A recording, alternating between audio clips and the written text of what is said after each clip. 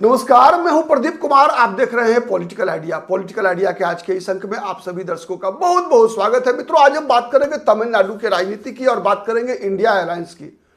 India alliance में प्रतिदिन Congress party के अंदर अभी भी अस्पष्टता बनी हुई है। तमिलनाडु में कांग्रेस करेगी क्या, चाहती क्या है, यही स्पष्ट नहीं हो पा रहा है। कांग्रेस पार्टी दो धड़ों में बटी हुई है। महाराष्ट्र में एक धड़ा ऐसा है जो चाहता है कि कांग्रेस पार्टी को उसके पैर पे खड़ा किया जाए, अपने बल पे खड़ा किया जाए, न कि डीएमके उसको गाइड करे। वही कांग्रेस पार्टी का आलाकमान राहुल गांधी अभी अपने आप को, उनका मानना है कि राहुल गांधी का कि अभी कांग्रेस उस स्थिति में नहीं है जब कांग्रेस डीएमके का साथ छोड़ दे। क्योंकि पिछले लोकसभा चुनाव में सर्वाधिक संख्या में अगर लोकसभा के सदस्य चुने गए किसी एक राज्य से तो वो राज्य तमिलनाडु था, जहां से इंडिया अलायंस को सर्वाधिक लोकसभा की सीटें मिली। और सर्वाधिक लोकसभा की सीट मिली, उसमें सबसे बड़ी भूमिका द्रविड़ मुनेत्र कड़गम की थी। इसीलिए कांग्रेस पार्टी डीएमके से बाहर जाते हुए नहीं दिखना चाहती। लेकिन दूसरा सवाल यह है, कांग्रेस पार्टी का जो दूसरा धड़ा है, जिसमें ज्योतिमणि कांग्रेस पार्टी के सांसद हैं, जिसमें मणिकम टैगोर हैं, जिसमें कांग्रेस पार्टी के जो प्रभारी हैं, चोडंकर हैं, कांग्रेस पार्टी के विधायक दल के नेता हैं, ऐसे सभी लोग बार बार कह रहे हैं कि कांग्रेस पार्टी को इससे बेहतर मौका तमिलनाडु की राजनीति में खुद को मजबूत करने के लिए नहीं मिल सकता। आज कांग्रेस पार्टी के समक्ष वहां दो दो विकल्प मौजूद हैं। एक तरफ जहां डीएमके 25 विधानसभा सीट से अधिक देने को तैयार नहीं है, कांग्रेस पार्टी के सदस्यों को मंत्रिमंडल में, सरकार में शामिल करने को तैयार नहीं है। वही दूसरी तरफ टी विजय की पार्टी टीवी के कांग्रेस पार्टी को गठबंधन में आमंत्रित कर रही है। एकमात्र कांग्रेस पार्टी, जो बड़ी पार्टियां हैं उनमें एकमात्र कांग्रेस ही ऐसी है जिसके साथ टी विजय, जिनकी सभाओं में जबरदस्त भीड़ आ रही है, कांग्रेस पार्टी के तरफ आशा भरी नजरों से देख रहे हैं। टी विजय लगातार कह रहे हैं कि उनकी दोस्ती राहुल गांधी के साथ है। द्रमुक का सर्वाधिक विरोध टी विजय कर रहे हैं। लेकिन कांग्रेस और मणिकम टैगोर, ज्योतिमणि जैसे लोग ये कह रहे हैं कि this is the best time to bargain with DMK, otherwise switch over. लेकिन कांग्रेस कोई फैसला नहीं कर पा रही है।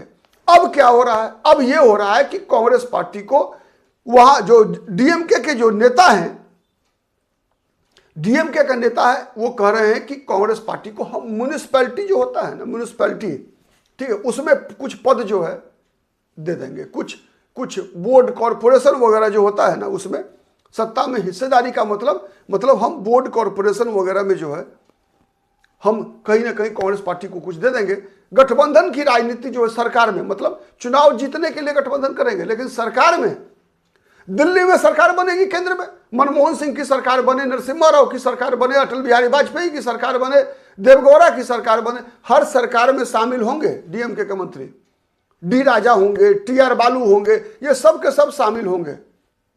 मुरासोली मारन होंगे, दयानिधि मारन होंगे, ये सब सरकार में शामिल होंगे। करुणानिधि के बड़े पुत्र एम के अलागिरी, वो भी मंत्री हुआ करते थे।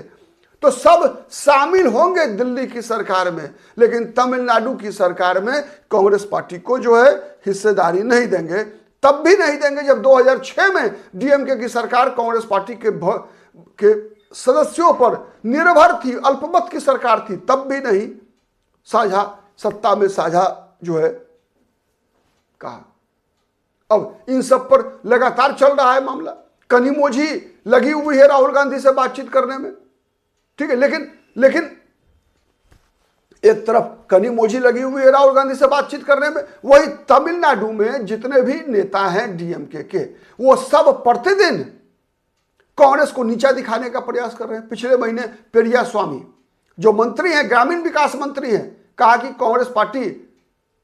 कांग्रेस के विरोध में ही हमारा जन्म हुआ है। वो कह रहे हैं कि कांग्रेस को तमिलनाडु की राजनीति से खदेड़ने के लिए ही डीएमके का जन्म हुआ था, इसीलिए कांग्रेस पार्टी को हम सत्ता में हिस्सेदारी नहीं दे सकते।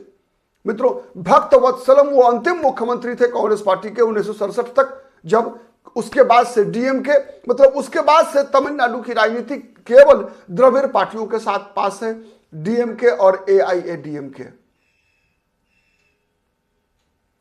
तो उनका कहना है कि भाई हम तो कांग्रेस को खदेड़ कर ही तमिलनाडु में हमारा जन्म हुआ है, तो कांग्रेस पार्टी को हम कैसे मजबूत बनने देंगे यहां पर। ठीक है, तो इसीलिए तो एक मामला यह है।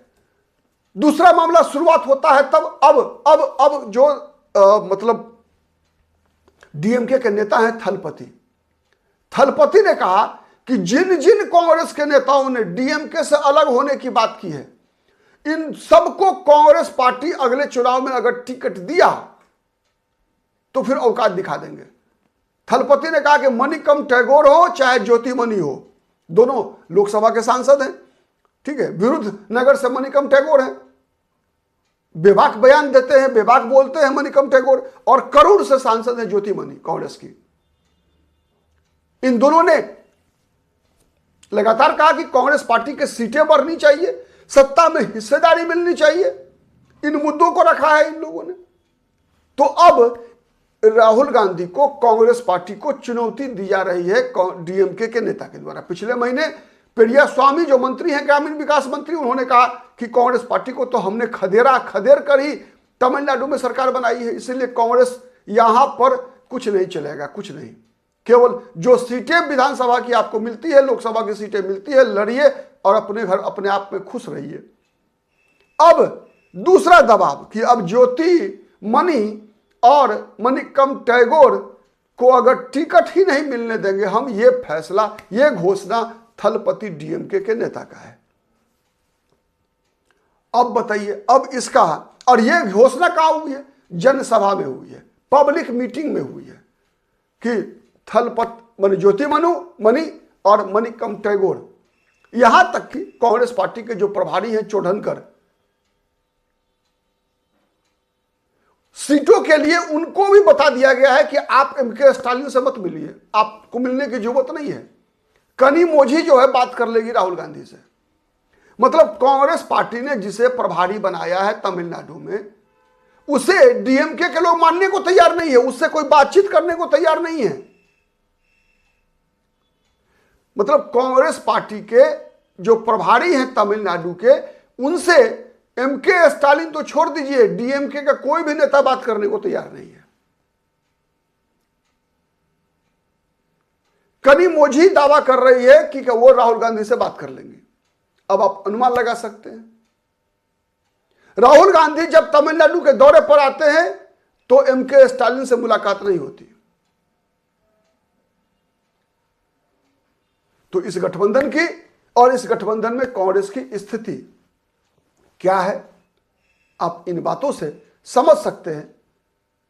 और आप क्या समझ पाए और आप क्या सोचते हैं, कमेंट करके जरूर बताइएगा। आज के लिए इतना ही, बहुत बहुत धन्यवाद।